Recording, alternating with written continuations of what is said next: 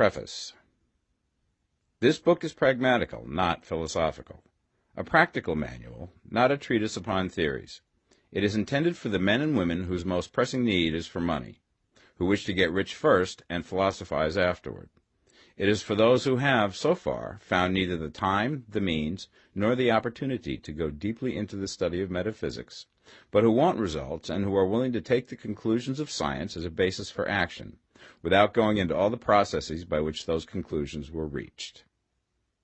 It is expected that the reader will take the fundamental statements upon faith, just as he would take statements concerning a law of electrical action if they were promulgated by a Marconi or an Edison, and, taking the statements upon faith, that he will prove their truth by acting upon them without fear or hesitation.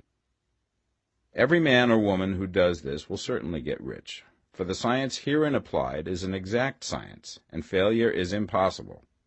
For the benefit, however, of those who wish to investigate philosophical theories and so secure a logical basis for faith, I will here cite certain authorities.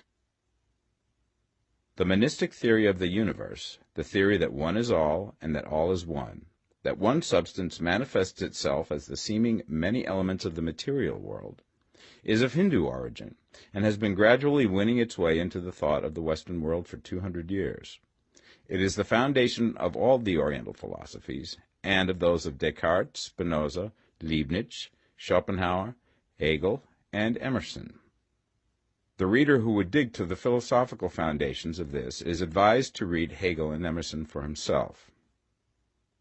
In writing this book, I have sacrificed all other considerations to plainness and simplicity of style, so that all might understand. The plan of action laid down herein was deduced from the conclusions of philosophy. It has been thoroughly tested and bears the supreme test of practical experiment. It works. If you wish to know how the conclusions were arrived at, read the writings of the authors mentioned above. And if you wish to reap the fruits of their philosophies in actual practice, read this book and do exactly as it tells you to do. The author. Chapter 1. The Right to be Rich. Whatever may be said in praise of poverty, the fact remains that it is not possible to live a really complete or successful life unless one is rich. No man can rise to his greatest possible height in talent or soul development unless he has plenty of money. For to unfold the soul and to develop talent he must have many things to use, and he cannot have these things unless he has money to buy them with. A man develops in mind, soul, and body by making use of these things, and society is so organized that man must have money in order to become the possessor of things. Therefore, the basis of all advancement for man must be the science of getting rich.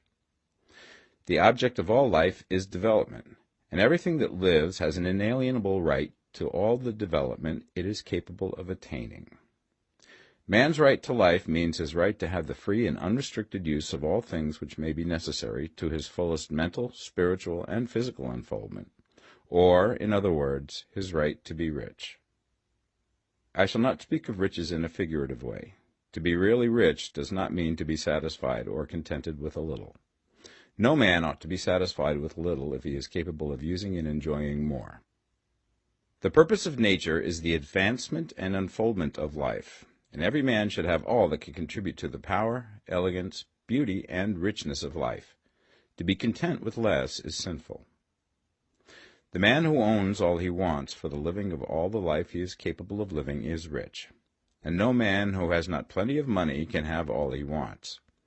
Life has advanced so far and become so complex that even the most ordinary man or woman requires a great amount of wealth in order to live in a manner that even approaches completeness.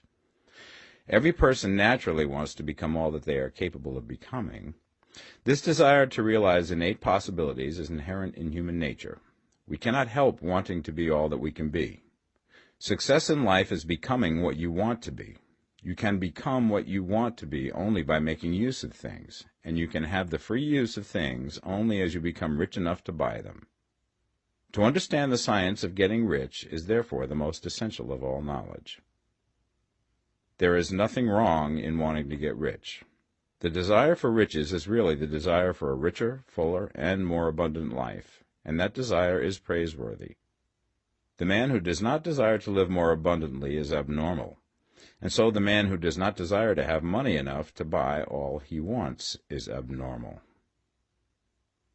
There are three motives for which we live. We live for the body, we live for the mind, we live for the soul. No one of these is better or holier than the other. All are alike desirable, and no one of the three, body, mind, or soul, can live fully if either of the others is cut short of full life and expression. It is not right or noble to live only for the soul and deny mind or body, and it is wrong to live for the intellect and deny body or soul.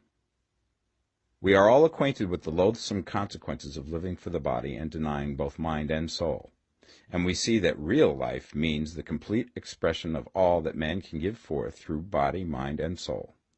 Whatever he can say, no man can be really happy or satisfied unless his body is living fully in every function, and unless the same is true of his mind and his soul. Wherever there is unexpressed possibility, or function not performed, there is unsatisfied desire. Desire is possibility seeking expression, or function seeking performance. Man cannot live fully in body without good food, comfortable clothing, and warm shelter, and without freedom from excessive toil. Rest and recreation are also necessary to his physical life. He cannot live fully in mind without books and time to study them, without opportunity for travel and observation, or without intellectual companionship. To live fully in mind, he must have intellectual recreations, and must surround himself with all the objects of art and beauty he is capable of using and appreciating. To live fully in soul, man must have love, and love is denied expression by poverty. A man's highest happiness is found in the bestowal of benefits on those he loves. Love finds its most natural and spontaneous expression in giving. The man who has nothing to give cannot fill his place as a husband or father, as a citizen or as a man. It is in the use of material things that a man finds full life for his body, develops his mind, and unfolds his soul. It is therefore of supreme importance to him that he should be rich. It is perfectly right that you should desire to be rich. If you are a normal man or woman, you cannot help doing so. It is perfectly right that you should give your best attention to the science of getting rich, for it is the noblest and most necessary of all studies. If you neglect this study, you are derelict in your duty to yourself, to God, and humanity, for you can render to God and humanity no greater service than to make the most of yourself. Chapter 2. There is a science of getting rich. There is a science of getting rich, and it is an exact science, like algebra or arithmetic. There are certain laws which govern the process of acquiring riches. Once these laws are learned and obeyed by any man, he will get rich with mathematical certainty. The ownership of money and property comes as a result of doing things in a certain way. Those who do things in this certain way, whether on purpose or accidentally, get rich, while those who do not do things in this certain way, no matter how hard they work or how able they are, remain poor. It is a natural law that like causes always produce like effects, and therefore any man or woman who learns to do things in this certain way will infallibly get rich. That the above statement is true is shown by the following facts. Getting rich is not a matter of environment, for if it were, all the people in certain neighborhoods would become wealthy. The people of one city would all be rich, while those of other towns would all be poor. Or the inhabitants of one state would roll in wealth, and those of an adjoining state would be in poverty. But everywhere we see rich and poor living side by side, in the same environment, and often engaged in the same vocations. When two men are in the same locality and in the same business, and one gets rich while the other remains poor, it shows that getting rich is not primarily a matter of environment. Some environments may be more favorable than others, but when two men in the same business are in the same neighborhood, and one gets rich while the other fails, it indicates that getting rich is the result of doing things in a certain way. And further, the ability to do things in this certain way is not due solely to the possession of talent, for many people who have great talent remain poor, while others who have very little talent get rich. Studying the people who have gotten rich, we find that they are an average lot in all respects, having no greater talents and abilities than other men. It is evident that they do not get rich because they possess talents and abilities that other men have not, but because they happen to do things in a certain way. Getting rich is not the result of saving or thrift. Many very penurious people are poor, while free spenders often get rich. Nor is getting rich due to doing things which others fail to do. For two men in the same business often do almost exactly the same things, and one gets rich while the other remains poor or becomes bankrupt. From all these things, we must come to the conclusion that getting rich is the result of doing things in a certain way. If getting rich is the result of doing things in a certain way, then any man or woman who can do things in that way can become rich, and the whole matter is brought within the domain of exact science. The question arises here whether this certain way may not be so difficult that only a few may follow it. This cannot be true, as we have seen, so far as natural ability is concerned. Talented people get rich, and blockheads get rich. Intellectually brilliant people get rich, and very stupid people get rich. Physically strong people get rich, and weak and sickly people get rich. Some degree of ability to think and understand is, of course, essential. But insofar natural ability is concerned, any man or woman who has sense enough to read and understand these words can certainly get rich. Also, we have seen that it is not a matter of environment. Location counts for something. One would not go to the heart of the Sahara and expect to do successful business. Getting rich involves the necessity of dealing with men and of being where there are people to deal with. And if these people are inclined to deal in the way that you want to deal, so much the better. But that is about as far as environment goes. If anybody else in your town can get rich, so can you. And if anybody else in your state can get rich, so can you. Again, it is not a matter of choosing some particular business or profession. People get rich in every business and in every profession, while their next-door neighbors in the same vocation remain in poverty. It is true that you will do best in a business which you like and which is congenial to you. And if you have certain talents which are well developed, you will do best in a business which calls for the exercise of those talents. Also, you will do best in a business which is suited to your locality. An ice cream parlor would do better in a warm climate than in Greenland, and a salmon fishery will succeed better in the Northwest than in Florida, where there are no salmon. But aside from these general limitations, getting rich is not dependent upon your engaging in some particular business, but upon your learning to do things in a certain way. If you are now in business and anybody else in your locality is getting rich in the same business, while you are not getting rich, it is because you are not doing things in the same way that the other person is doing them. No one is prevented from getting rich by lack of capital. True, as you get capital, the increase becomes more easy and rapid, but one who has capital is already rich and does not need to consider how to become so. No matter how poor you may be, if you begin to do things in a certain way, you will begin to get rich, and you will begin to have capital. The getting of capital is a part of the process of getting rich, and it is a part of the result which invariably follows the doing of things in the certain way. You may be the poorest man on the continent and be deeply in debt. You may have neither friends, influence, nor resources, but if you begin to do things in this way, you must infallibly begin to get rich, for the like causes must produce like effects. If you have no capital, you can get capital. If you're in the wrong business, you can get into the right business. If you're in the wrong location, you can go to the right location, and you can do so by beginning in your present business and in your present location, to do things in the certain way which causes success. Chapter 3. Is Opportunity Monopolized? No man is kept poor because opportunity has been taken away from him, because other people have monopolized the wealth and have put a fence around it. You may be shut off from engaging in business in certain lines, but there are other channels open to you. Probably it would be hard for you to get control of any of the great railroad systems. That field is pretty well monopolized, but the electric railway business is still in its infancy and offers plenty of scope for enterprise, and it will be but a very few years until traffic and transportation through the air will become a great industry, and in all its branches will give employment to hundreds of thousands and perhaps to millions of people. Why not turn your attention to the development of aerial transportation, instead of competing with J.J. Hill and others for a chance in the steam railway world? It is quite true that if you are a working man in the employ of the Steel Trust, you have very little chance of becoming the owner of the plant in which you work.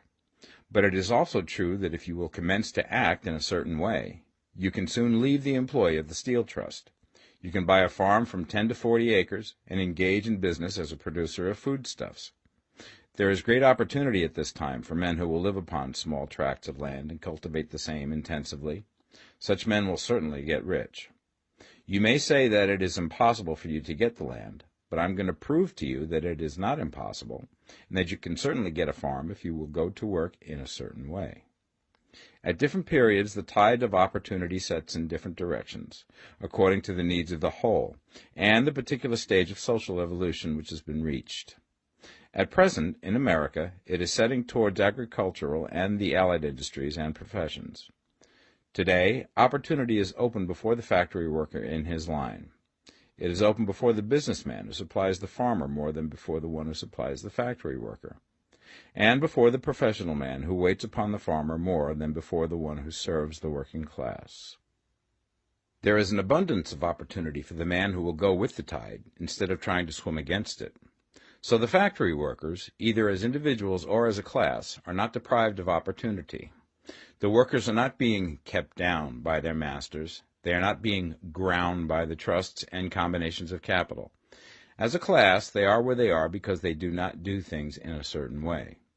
If the workers of America chose to do so, they could follow the example of their brothers in Belgium and other countries and establish great department stores and cooperative industries.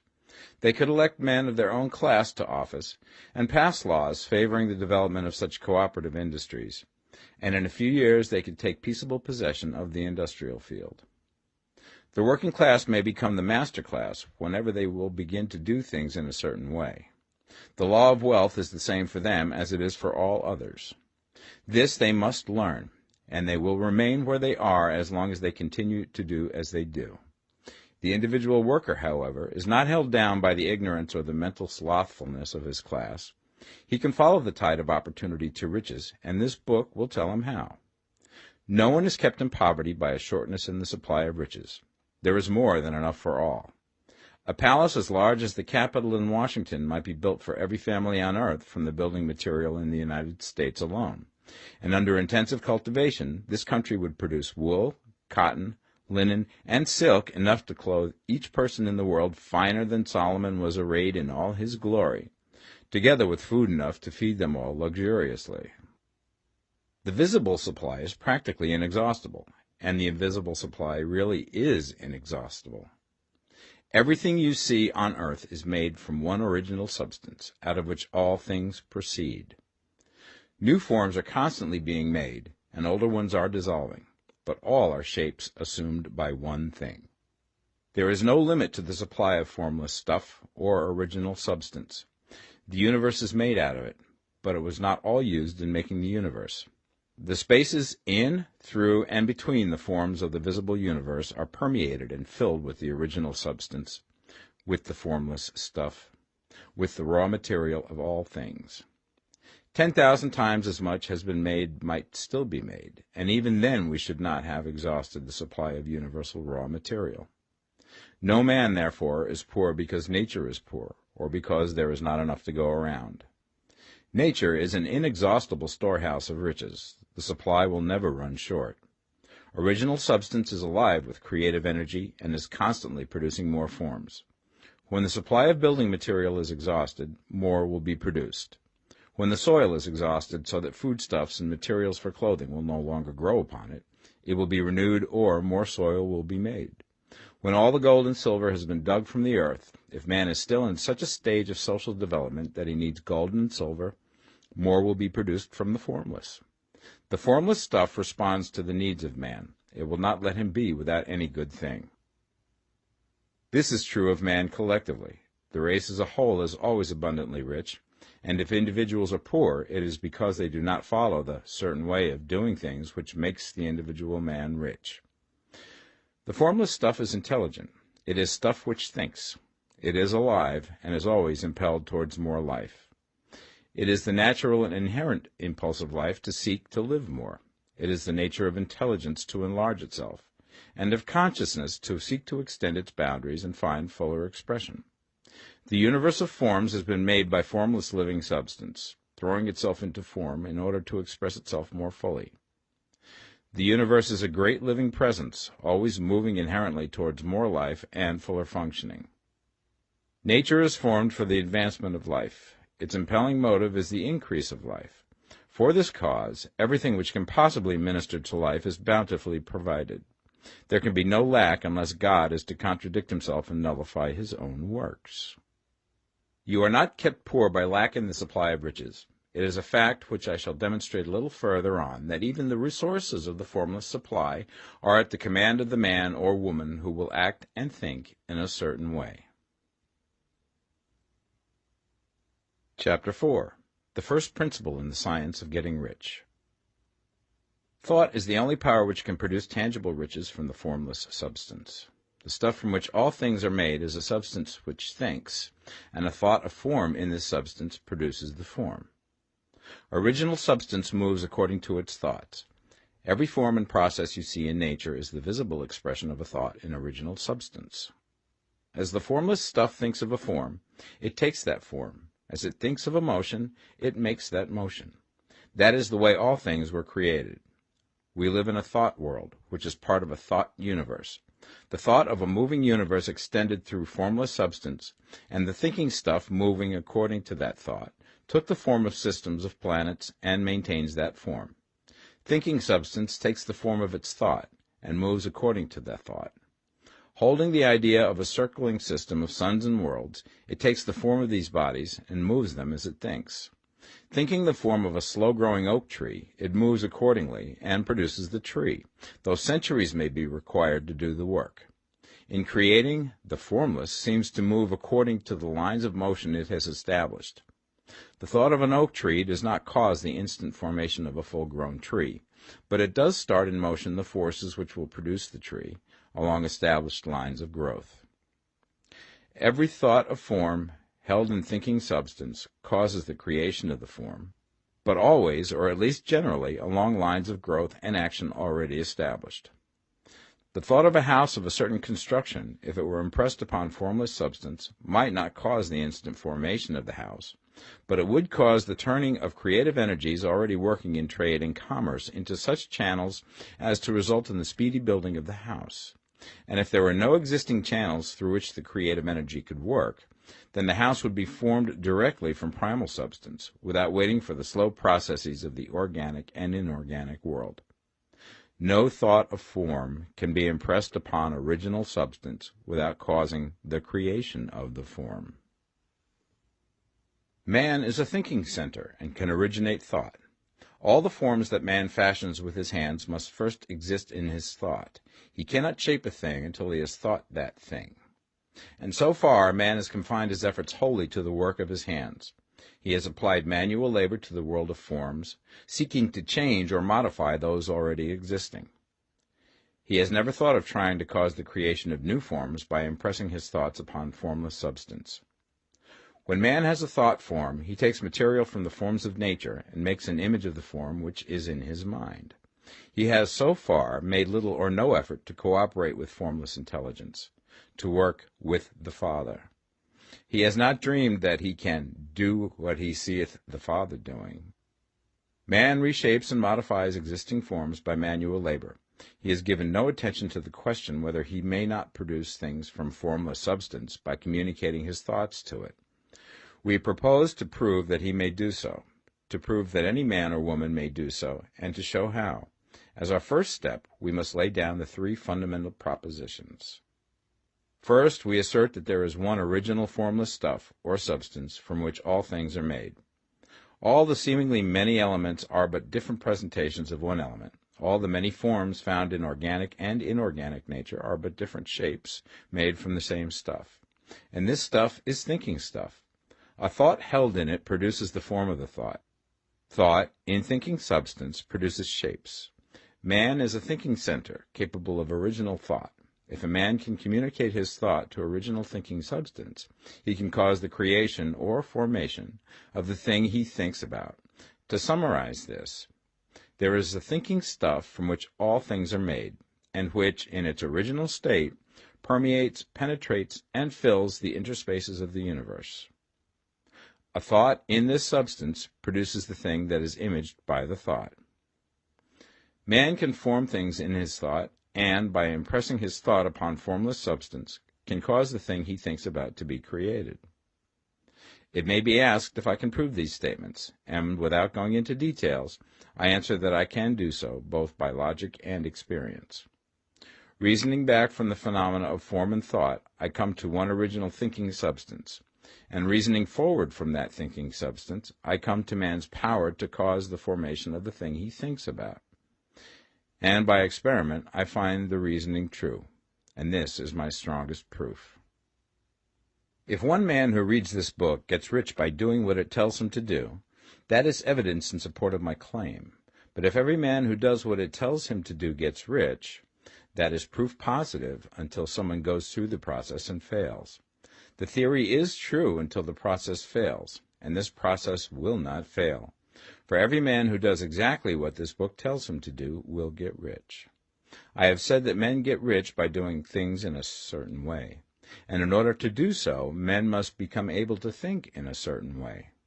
A man's way of doing things is the direct result of the way he thinks about things. To do things in a way that you want to do them, you will have to acquire the ability to think the way you want to think. This is the first step towards getting rich. To think what you want to think is to think truth, regardless of appearances. Every man has the natural and inherent power to think what he wants to think, but it requires far more effort to do so than it does to think the thoughts which are suggested by appearances. To think according to appearance is easy. To think truth regardless of appearances is laborious, and requires the expenditure of more power than any other work man is called upon to perform. There is no labor from which most people shrink as they do from that of sustained and consecutive thought. It is the hardest work in the world. This is especially true when truth is contrary to appearances.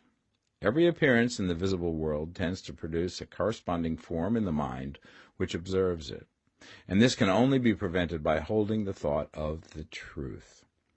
To look upon the appearance of disease will produce the form of disease in your own mind and ultimately in your body, unless you hold the thought of the truth, which is that there is no disease. It is only an appearance, and the reality is health.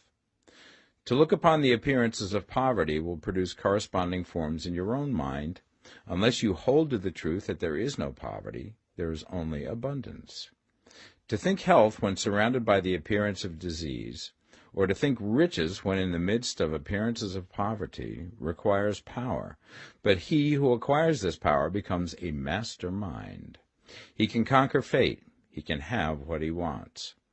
This power can only be acquired by getting hold of the basic fact which is behind all appearances, and that fact is that there is one thinking substance, from which and by which all things are made.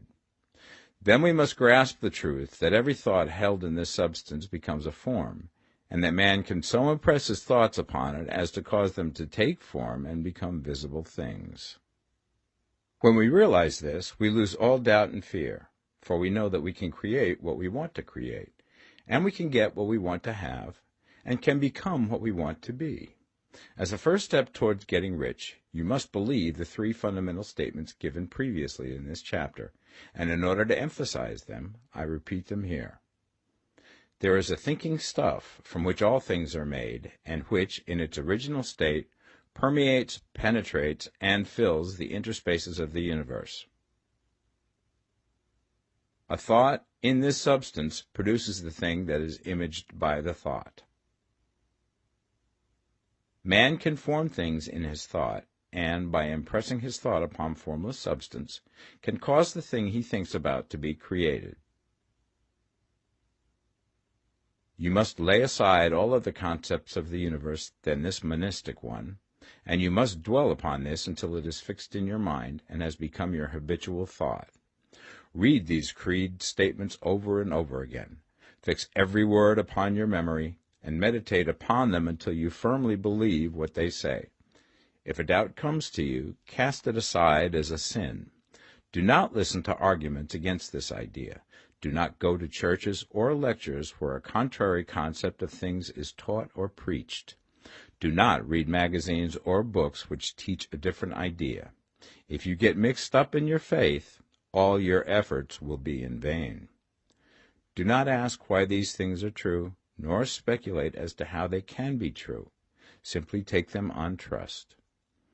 The science of getting rich begins with the absolute acceptance of this faith. Chapter 5. Increasing Life. You must get rid of the last vestige of the old idea that there is a deity whose will it is that you should be poor, or whose purposes may be served by keeping you in poverty. The intelligent substance which is all, and in all, which lives in all and lives in you, is a consciously living substance.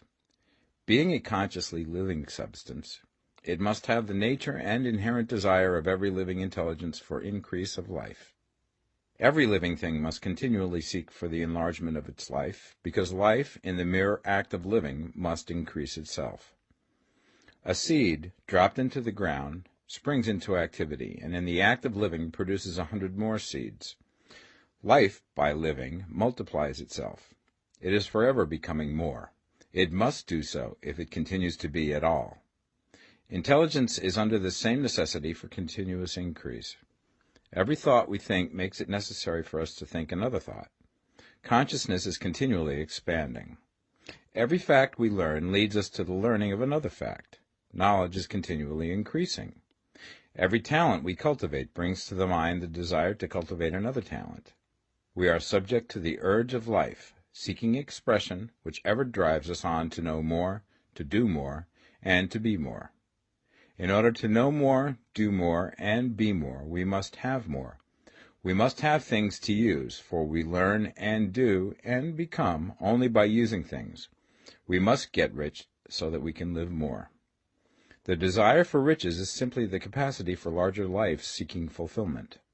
Every desire is the effort of an unexpressed possibility to come into action. It is power seeking to manifest which causes desire. That which makes you want more money is the same as that which makes the plant grow. It is life, seeking fuller expression. The one living substance must be subject to this inherent law of all life. It is permeated with the desire to live more. That is why it is under the necessity of creating things. The one substance desires to live more in you. Hence, it wants you to have all the things you can use. It is the desire of God that you should get rich. He wants you to get rich because he can express himself better through you if you have plenty of things to use in giving him expression. He can live more in you if you have unlimited command of the means of life. The universe desires you to have everything you want to have. Nature is friendly to your plans. Everything is naturally for you. Make up your mind that this is true. It is essential, however, that your purpose should harmonize with the purpose that is in all. You must want real life, not mere pleasure of sensual gratification. Life is the performance of function, and the individual really lives only when he performs every function, physical, mental, and spiritual, of which he is capable, without excess in any. You do not want to get rich in order to live swinishly, for the gratification of animal desires, that is not life. But the performance of every physical function is a part of life, and no one lives completely who denies the impulses of the body a normal and healthful expression. You do not want to get rich solely to enjoy mental pleasures, to get knowledge, to gratify ambition, to outshine others, to be famous. All these are a legitimate part of life, but the man who lives for the pleasures of the intellect alone will only have a partial life, and he will never be satisfied with his lot. You do not want to get rich solely for the good of others, to lose yourself for the salvation of mankind, to experience the joys of philanthropy and sacrifice. The joys of the soul are only a part of life, and they are no better or nobler than any other part. You want to get rich in order that you may eat, drink, and be merry when it is time to do these things, in order that you may surround yourself with beautiful things, see distant lands, feed your mind, and develop your intellect, in order that you may love men and do kind things, and be able to play a good part in helping the world to find truth. But remember that extreme altruism is no better and no nobler than extreme selfishness. Both are mistakes. Get rid of the idea that God wants you to sacrifice yourself for others, and that you can secure his favor by doing so. God requires nothing of the kind. What he wants is that you should make the most of yourself, for yourself and for others, and you can help others more by making the most of yourself than in any other way. You can make the most of yourself only by getting rich, so it is right and praiseworthy that you should give your first and best thought to the work of acquiring wealth. Remember, however, that the desire of substance is for all, and its movements must be for more life to all. It cannot be made to work for less life to any, because it is equally in all, seeking riches and life. Intelligent substance will make things for you, but it will not take things away from someone else and give them to you. You must get rid of the thought of competition. You are to create, not to compete for what is already created. You do not have to take anything away from anyone. You do not have to drive sharp bargains. You do not have to cheat or to take advantage. You do not need to let any man work for you for less than he earns. You do not have to covet the property of others or to look at it with wishful eyes. No man has anything of which you cannot have the like, and that without taking what he has away from him. You are to become a creator, not a competitor.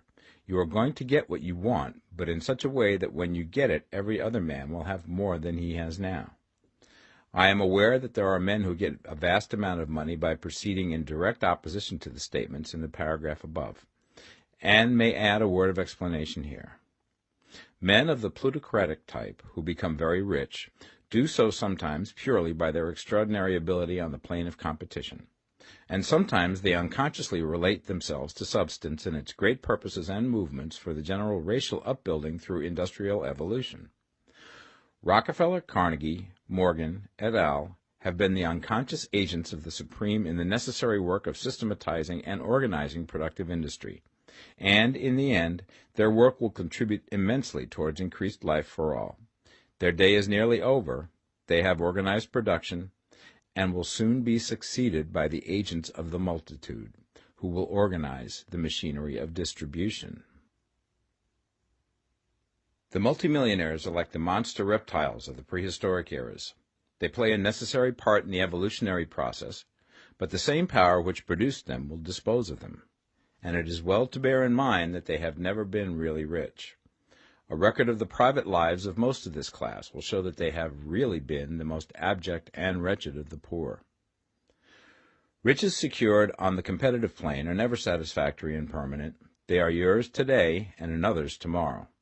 Remember, if you are to become rich in a scientific and certain way, you must rise entirely out of the competitive thought. You must never think for a moment that the supply is limited. Just as soon as you begin to think that all the money is being cornered and controlled by bankers and others, and that you must exert yourself to get laws passed to stop this process, and so on, in that moment you drop into the competitive mind, and your power to cause creation is gone for the time being. And what is worse, you will probably arrest the creative movements you have already instituted. Know that there are countless millions of dollars worth of gold in the mountains of the earth, not yet brought to light, and know that if there were not, more would be created from thinking substance to supply your needs. Know that the money you need will come, even if it is necessary for 1,000 men to be led to the discovery of new gold mines tomorrow. Never look at the visible supply. Look always at the limitless riches in formless substance, and know that they are coming to you as fast as you can receive and use them. Nobody, by cornering the visible supply, can prevent you from getting what is yours. So never allow yourself to think for an instant that all the best building spots will be taken before you get ready to build your house, unless you hurry. Never worry about the trusts and combines, and get anxious for fear that they will soon come to own the whole earth. Never get afraid that you will lose what you want because some other person beat you to it. That cannot possibly happen. You are not seeking anything that is possessed by anybody else.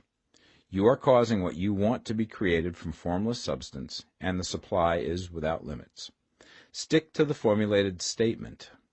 There is a thinking stuff from which all things are made, and which, in its original state, permeates, penetrates, and fills the interspaces of the universe. A thought in this substance produces the thing that is imaged by the thought.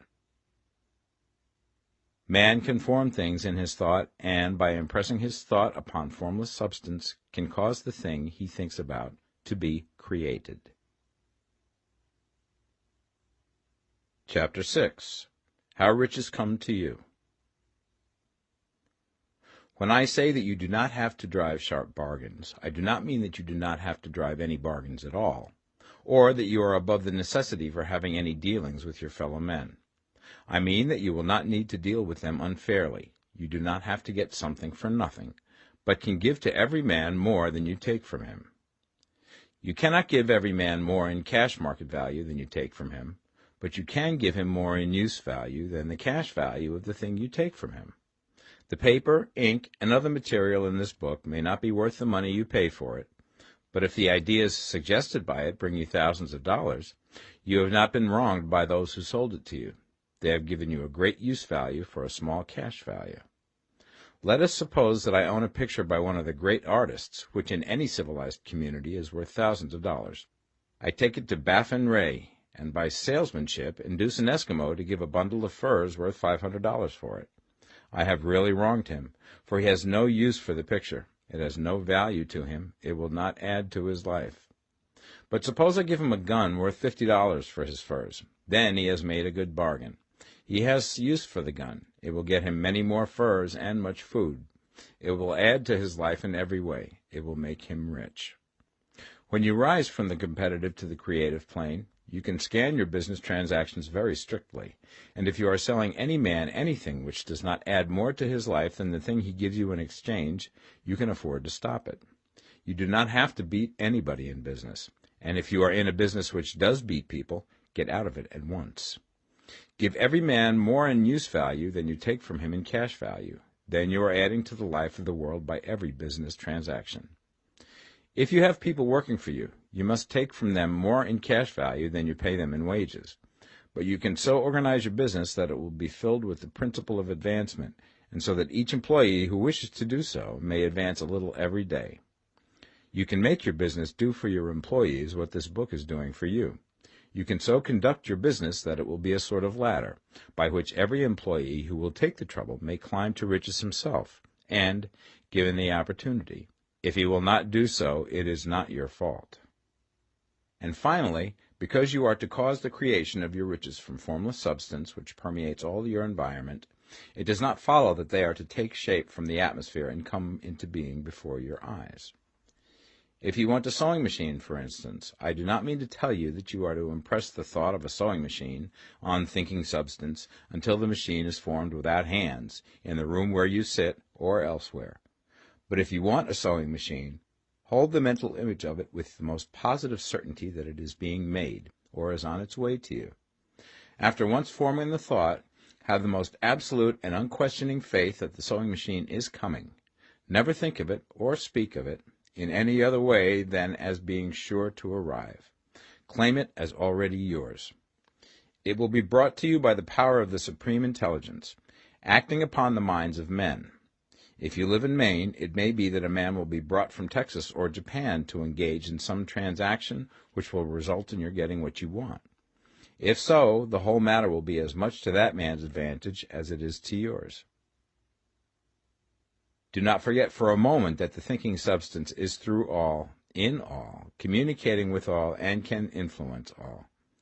The desire of thinking substance for a fuller life and better living has caused the creation of all the sewing machines already made, and it can cause the creation of millions more, and will, whenever men set it in motion by desire and faith, and by acting in a certain way. You can certainly have a sewing machine in your house, and it is just as certain that you can have any other thing or things which you want, and which you will use for the advancement of your own life and the lives of others. You need not hesitate about asking largely. It is your Father's pleasure to give you the kingdom, said Jesus. Original substance wants to live all that is possible in you, and wants you to have all that you can or will use for the living of the most abundant life. If you fix upon your consciousness the fact that the desire you feel for the possession of riches is one with the desire of omnipotence for more complete expression, your faith becomes invincible.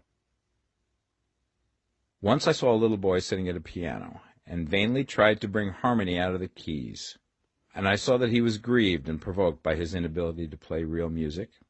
I asked him the cause of his vexation, and he answered, "I can feel the music in me, but I can't make my hands go right." The music in him was the urge of original substance, containing all the possibilities of all life. All that there is of music was seeking expression through the child. God, the one substance, is trying to live and do and enjoy things through humanity. He is saying, I want hands to build wonderful structures, to play divine harmonies, to paint glorious pictures. I want feet to run my errands, eyes to see my beauties, tongues to tell mighty truths and to sing marvelous songs, and so on. All that there is of possibility is seeking expression through men.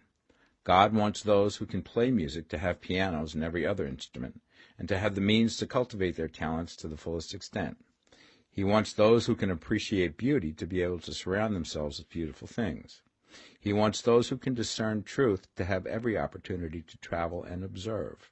He wants those who can appreciate dress to be beautifully clothed, and those who can appreciate good food to be luxuriously fed. He wants all these things because it is himself that enjoys and appreciates them. It is God who wants to play and sing and enjoy beauty and proclaim truth and wear fine clothes and eat good food.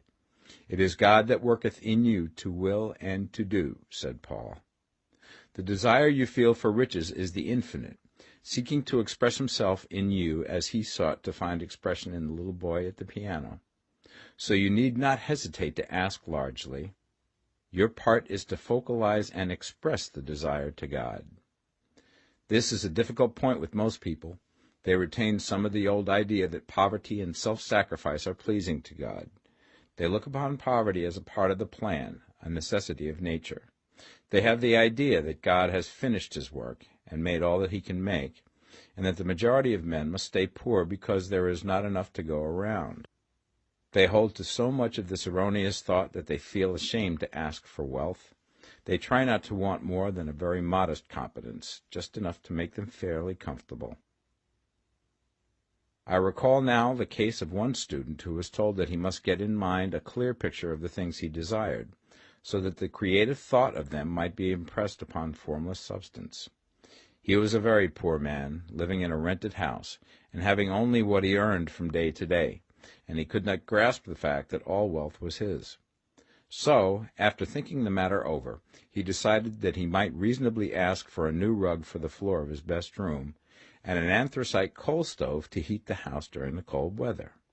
Following the instructions given in this book, he obtained these things in a few months, and then it dawned upon him that he had not asked enough.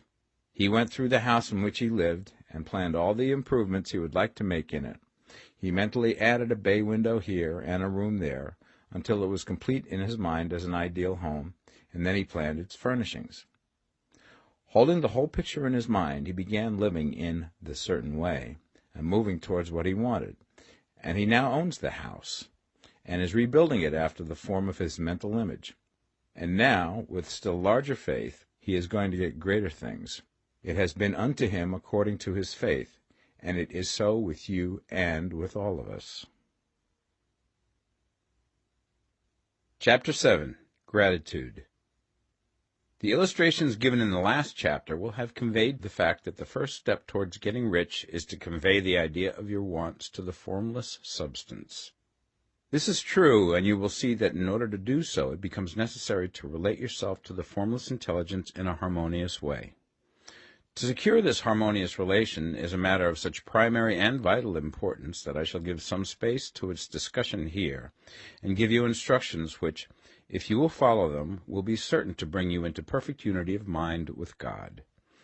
The whole process of mental adjustment and atonement can be summed up in one word: gratitude. First, you believe that there is one intelligent substance from which all things proceed. Second, you believe that this substance gives you everything you desire. And third, you relate yourself to it by a feeling of deep and profound gratitude. Many people who order their lives rightly in all other ways are kept in poverty by their lack of gratitude. Having received one gift from God, they cut the wires which connect them with Him by failing to make acknowledgment. It is easy to understand that the nearer we live to the source of wealth, the more wealth we shall receive. And it is easy also to understand that the soul that is always grateful lives in closer touch with God than the one which never looks to Him in thankful acknowledgment. The more gratefully we fix our minds on the Supreme when good things come to us, the more good things we will receive, and the more rapidly they will come. And the reason simply is that the mental attitude of gratitude draws the mind into closer touch with the source from which the blessings come.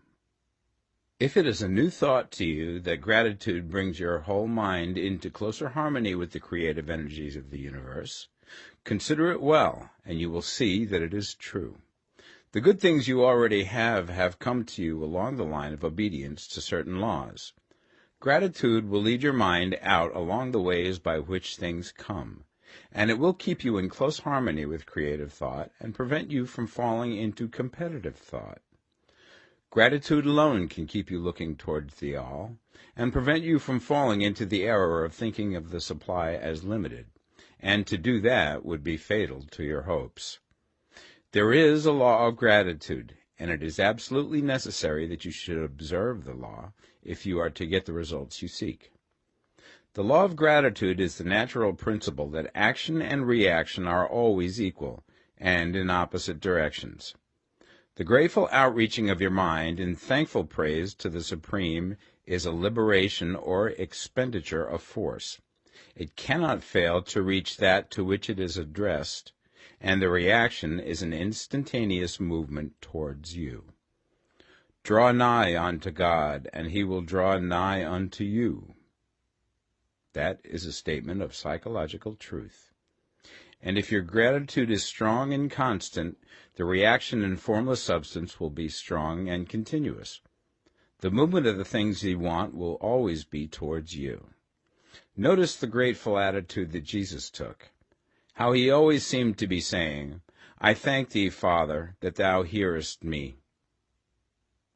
You cannot exercise much power without gratitude, for it is gratitude that keeps you connected with power. But the value of gratitude does not consist solely in getting you more blessings in the future. Without gratitude, you cannot long keep from dissatisfied thought regarding things as they are. The moment you permit your mind to dwell with dissatisfaction upon things as they are, you begin to lose ground. You fix attention upon the common, the ordinary, the poor, and the squalid and mean, and your mind takes the form of these things. Then you will transmit these forms or mental images to the formless, and the common, the poor, the squalid, and mean will come to you. To permit your mind to dwell upon the inferior is to become inferior, and to surround yourself with inferior things. On the other hand, to fix your attention on the best is to surround yourself with the best, and to become the best. The creative power within us makes us into the image of that to which we give our attention. We are thinking substance, and thinking substance always takes the form of that which it thinks about. The grateful mind is constantly fixed upon the best. Therefore it tends to become the best. It takes the form or character of the best and will receive the best. Also, faith is born of gratitude. The grateful mind continually expects good things, and expectation becomes faith. The reaction of gratitude upon one's own mind produces faith, and every outgoing wave of grateful thanksgiving increases faith. He who has no feeling of gratitude cannot long retain a living faith, and without a living faith you cannot get rich by the creative method, as we shall see in the following chapters. It is necessary, then, to cultivate the habit of being grateful for every good thing that comes to you, and to give thanks continuously. And because all things have contributed to your advancement, you should include all things in your gratitude. Do not waste time thinking or talking about the shortcomings or wrong actions of plutocrats or trust magnates. Their organization of the world has made your opportunity. All you get really comes to you because of them. Do not rage against corrupt politicians. If it were not for politicians, we should fall into anarchy, and your opportunity would be greatly lessened. God has worked a long time and very patiently to bring us up to where we are in industry and government, and he is going right on with his work. There is not the least doubt that he will do away with plutocrats, trust magnates, captains of industry, and politicians as soon as they can be spared. But in the meantime, behold, they are all very good. Remember that they are all helping to arrange the lines of transmission along which your riches will come to you, and be grateful to them all. This will bring you into harmonious relations with the good in everything, and the good in everything will move toward you.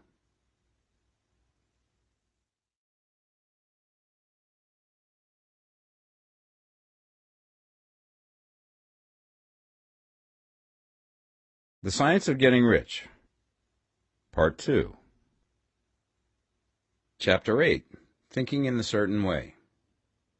You must form a clear and definite mental picture of what you want. You cannot transmit an idea unless you have it yourself. You must have it before you can give it, and many people fail to impress thinking substance because they have themselves only a vague and misty concept of the things they want to do, to have, or to become. It is not enough that you should have a general desire for wealth to do good with. Everybody has that desire. It is not enough that you should have a wish to travel, see things, live more, etc. Everybody has those desires also. If you were going to send a wireless message to a friend, you would not send the letters of the alphabet in their order and let him construct the message for himself, nor would you take words at random from the dictionary. You would send a coherent sentence, one which meant something. When you try to impress your wants upon substance, remember that it must be done by a coherent statement. You must know what you want and be definite. You can never get rich or start the creative power into action by sending out unformed longings and vague desires. Go over your desires just as the man I have described went over his house. See just what you want and get a clear mental picture of it as you wish it to look when you get it. That clear mental picture you must have continually in mind, as the sailor has in mind the port towards which he is sailing the ship.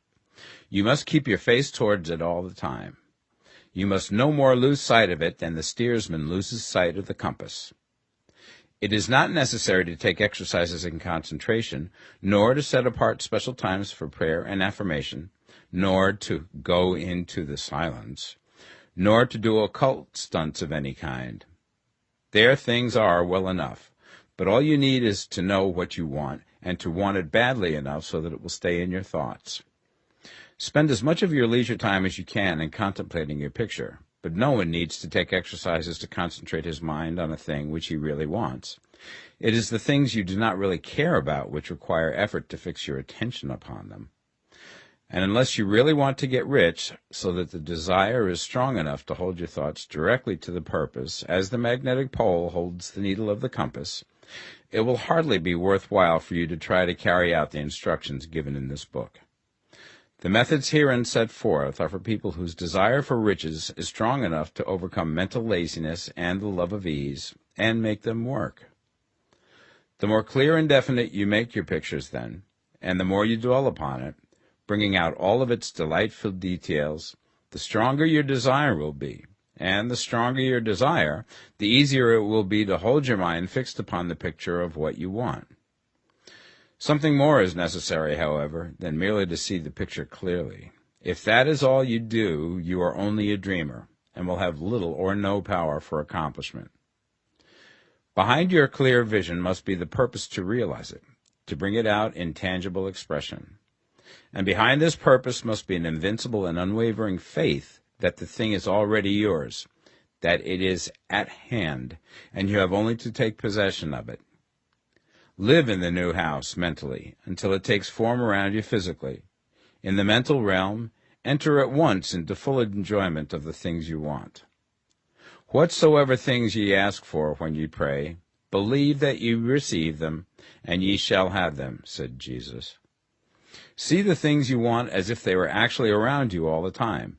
See yourself as owning and using them. Make use of them in imagination, just as you will use them when they are your tangible possessions. Dwell upon your mental picture until it is clear and distinct, and then take the mental attitude of ownership towards everything in that picture.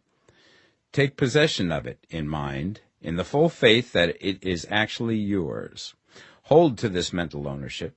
Do not waver for an instant in the faith that it is real. And remember what was said in the preceding chapter about gratitude.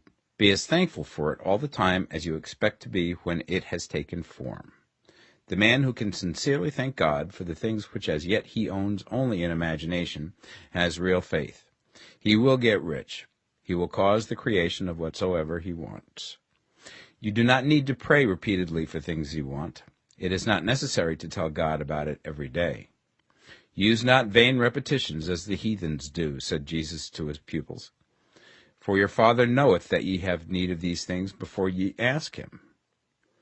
Your part is to intelligently formulate your desires for the things which make for a larger life, and to get these desires arranged into a coherent whole, and then to impress this whole desire upon the formless substance, which has the power and the will to bring you what you want. You do not make this impression by repeating strings of words.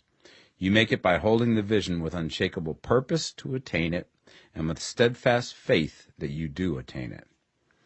The answer to your prayer is not according to your faith while you are talking, but according to your faith while you are working. You cannot impress the mind of God by having a special Sabbath day set apart to tell him what you want, and then forgetting him during the rest of the week. You cannot impress him by having special hours to go into your closet and pray, if you then dismiss the matter from your mind until the hour of prayer comes again.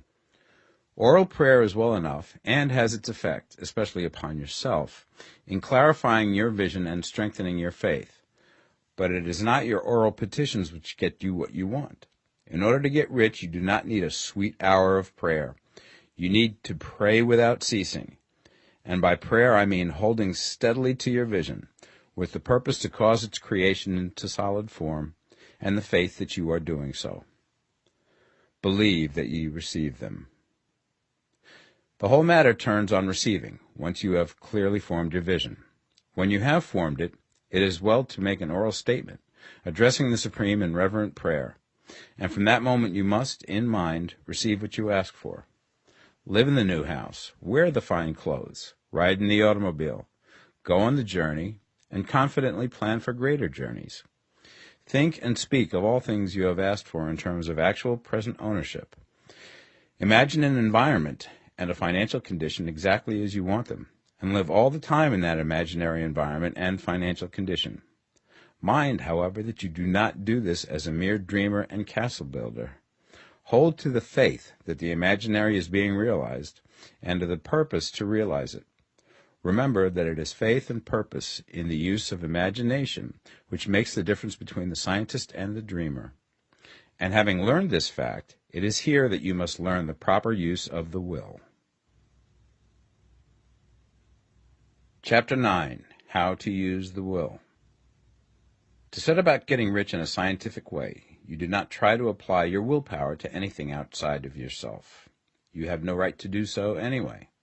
It is wrong to apply your will to other men and women in order to get them to do what you wish done. It is as flagrantly wrong to coerce people by mental power as it is to coerce them by physical power. If compelling people by physical force to do things for you reduces them to slavery, compelling them by mental means accomplishes exactly the same thing. The only difference is in methods. If taking things from people by physical force is robbery, then taking things by mental force is robbery also. There is no difference in principle. You have no right to use your willpower upon another person, even for his own good, for you do not know what is for his good. The science of getting rich does not require you to apply power or force to any other person in any way whatsoever. There is not the slightest necessity for doing so. Indeed, any attempt to use your will upon others will only tend to defeat your purpose. You do not need to apply your will to things in order to compel them to come to you. That would simply be trying to coerce God, and would be foolish and useless, as well as irreverent. You do not have to compel God to give you good things, any more than you have to use your willpower to make the sun rise. You do not have to use your willpower to conquer an unfriendly deity, or to make stubborn and rebellious forces do your bidding. Substance is friendly to you, and is more anxious to give you what you want than you are to get it. To get rich, you need only to use your willpower upon yourself. When you know what to think and do, then you must use your will to compel yourself to think and do the right things. That is the legitimate use of the will in getting what you want, to use it in holding yourself to the right course. Use your will to keep yourself thinking and acting in the certain way. Do not try to project your will or thoughts or your mind out into space to act on things or people. Keep your mind at home. It can accomplish more there than elsewhere. Use your mind to form a mental image of what you want and to hold that vision with faith and purpose, and use your will to keep your mind working in the right way. The more steady and continuous your faith and purpose, the more rapidly you will get rich, because you will make only positive impressions upon substance, and you will not neutralize or offset them by negative impressions. The picture of your desires, held with faith and purpose, is taken up by the formless and permeates it to great distances throughout the universe, for all I know. As this impression spreads, all things are set moving towards its realizations. Every living thing, every inanimate thing, and the things yet uncreated are stirred towards bringing into being that which you want. All forces begin to be exerted in that direction. All things begin to move towards you. The minds of people everywhere are influenced towards doing the things necessary to the fulfilling of your desires, and they work for you unconsciously. But you can check all this by starting a negative impression in the formless substance. Doubt or unbelief is as certain to start a movement away from you as faith and purpose are to start one toward you. It is by not understanding this that most people who try to make use of mental science in getting rich make their failure. Every hour and moment you spend in giving heeds to doubts and fears. Every hour you spend in worry, every hour in which your soul is possessed by unbelief, sets a current away from you in the whole domain of intelligent substance. All the promises are unto them that believe, and unto them only. Notice how insistent Jesus was upon this point of belief, and now you know the reason why. Since belief is all important, it behooves you to guard your thoughts, and as your beliefs will be shaped to a very great extent by the things you observe and think about, it is important that you should command your attention. And here the will comes into use, for it is by your will that you determine upon what things your attention shall be fixed. If you want to become rich, you must not make a study of poverty. Things are not brought into being by thinking about their opposites. Health is never to be attained by studying disease and thinking about disease. Righteousness is not to be promoted by studying sin and thinking about sin. And no one ever got rich by studying poverty and thinking about poverty. Medicine as a science of disease has increased disease. Religion as a science of sin has promoted sin. And economics as a study of poverty will fill the world with wretchedness and want. Do not talk about poverty. Do not investigate it or concern yourself with it. Never mind what its causes are. You have nothing to do with them. What concerns you is the cure. Do not spend your time in charitable work or charity movements. All charity only tends to perpetuate the wretchedness it aims to eradicate. I do not say that you should be hard-hearted or unkind and refuse to hear the cry of need, but you must not try to eradicate poverty in any of the conventional ways. Put poverty behind you, and put all that pertains to it behind you, and make good. Get rich. That is the best way you can help the poor. And you cannot hold the mental image which is to make you rich if you fill your mind with pictures of poverty. Do not read books or papers which give circumstantial accounts of the wretchedness of the tenement dwellers, of the horrors of child labor, and so on.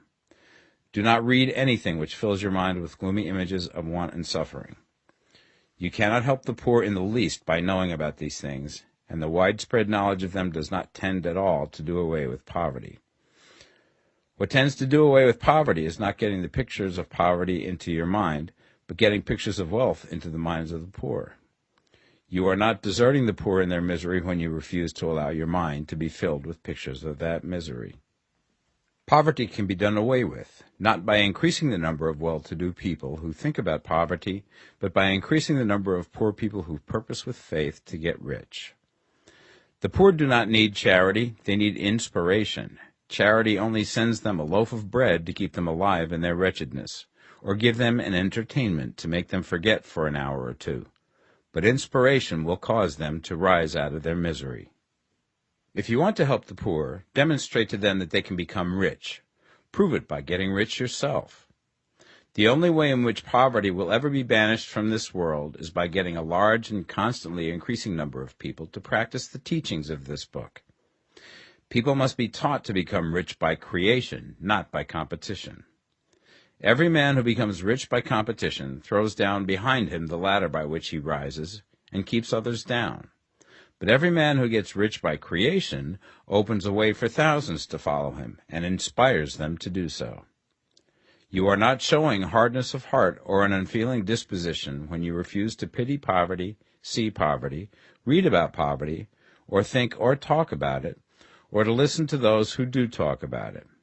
Use your willpower to keep your mind off the subject of poverty and to keep it fixed with faith and purpose on the vision of what you want. Chapter 10. Further Use of the Will. You cannot retain a true and clear vision of wealth if you are constantly turning your attention to opposing pictures, whether they be external or imaginary. Do not tell of your past troubles of a financial nature, if you have had them. Do not think of them at all.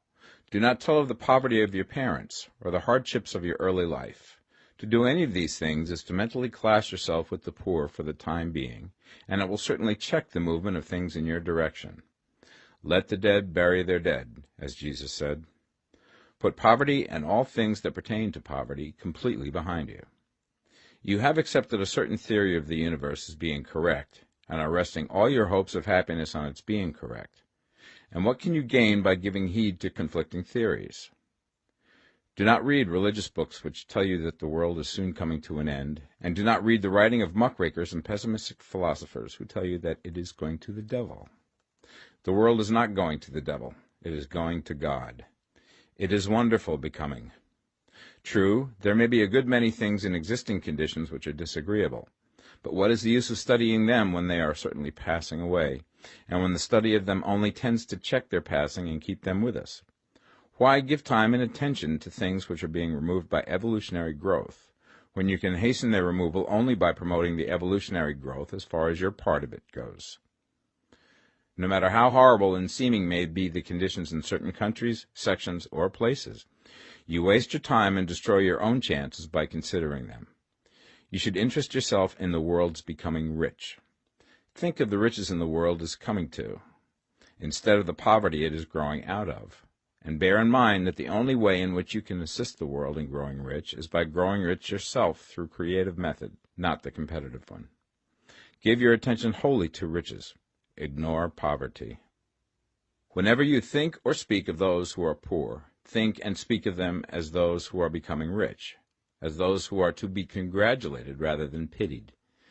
Then they and others will catch the inspiration and begin to search for the way out. Because I say that you are to give your whole time and mind and thought to riches, it does not follow that you are to be sordid or mean. To become really rich is the noblest aim you can have in life, for it includes everything else. On the competitive plane, the struggle to get rich is a godless scramble for power over other men. But when we come into the creative mind, all this is changed. All that is possible in the way of greatness and soul unfoldment, of service and lofty endeavor, comes by way of getting rich. All is made possible by the use of things. If you lack for physical health, you will find that the attainment of it is conditional on you getting rich. Only those who are emancipated from financial worry and who have the means to live a carefree existence and follow hygienic practices can have and retain health. Moral and spiritual greatness is possible only to those who are above the competitive battle for existence, and only those who are becoming rich on the plane of creative thought are free from the degrading influences of competition. If your heart is set on domestic happiness, remember that love flourishes best when there is refinement, a high level of thought, and freedom from corrupting influences. And these are to be found only where riches are attained by the exercise of creative thought, without strife or rivalry. You can aim at nothing so great or noble, I repeat, as to become rich, and you must fix your attention upon your mental picture of riches, to the exclusion of all that may tend to dim or obscure the vision. You must learn to see the underlying truth in all things. You must see beneath all seemingly wrong conditions the great one life, ever moving forward towards fuller expression and more complete happiness. It is the truth that there is no such thing as poverty, that there is only wealth. Some people remain in poverty because they are ignorant of the fact that there is wealth for them, and these can best be taught by showing them the way to affluence in your own person and practice. Others are poor because, while they feel that there is a way out, they are too intellectually indolent to put forth the mental effort necessary to find that way and by travel it. Others still are poor because, while they have some notion of science, they have become so swamped and lost in the maze of metaphysical and occult theories that they do not know which road to take. They try a mixture of many systems and fail in all. For these, again, the very best thing to do is to show the right way in your own person and practice. An ounce of doing things is worth a pound of theorizing. The very best thing you can do for the whole world is to make the most of yourself. You can serve God and man in no more effective way than by getting rich. That is, if you get rich by the creative method and not by the competitive one. Another thing. We assert that this book gives in detail the principles of the science of getting rich. And if that is true, you do not need to read any other book upon the subject. This may sound narrow and egotistical, but consider. There is no more scientific method of computation in mathematics than by addition, subtraction, multiplication, and division. No other method is possible. There can be but one shortest distance between 2 points. There is only one way to think scientifically, and that is to think in the way that leads by the most direct and simple route to the goal. No man has yet formulated a briefer or less complex system than the one set forth herein. It has been stripped of all non-essentials. When you commence on this, lay all others aside. Put them out of your mind altogether. Read this book every day. Keep it with you. Commit it to memory, and do not think about other systems and theories. If you do, you will begin to have doubts, and to be uncertain and wavering in your thought, and then you will begin to make failures. After you have made good and become rich, you may study other systems as much as you please. But until you are quite sure that you have gained what you want, do not read anything on this line but this book, unless it be the authors mentioned in the preface. And read only the most optimistic comments on the world's news, those in harmony with your picture. Also, postpone your investigations into the occult. Do not dabble in theosophy, spiritualism, or kindred studies. It is very likely that the dead still live and are near, but if they are, let them alone. Mind your own business. Wherever the spirits of the dead may be, they have their own work to do and their own problems to solve, and we have no right to interfere with them. We cannot help them, and it is very doubtful whether they can help us, or whether we have any right to trespass upon their time if they can. Let the dead and the hereafter alone, and solve your own problem. Get rich. If you begin to mix with the occult, you will start mental cross-currents which will surely bring your hopes to shipwreck. Now, this and the preceding chapters have brought us to the following statement of basic facts. There is a thinking stuff from which all things are made, and which, in its original state, permeates, penetrates, and fills the interspaces of the universe. A thought in this substance produces the thing that is imaged by the thought.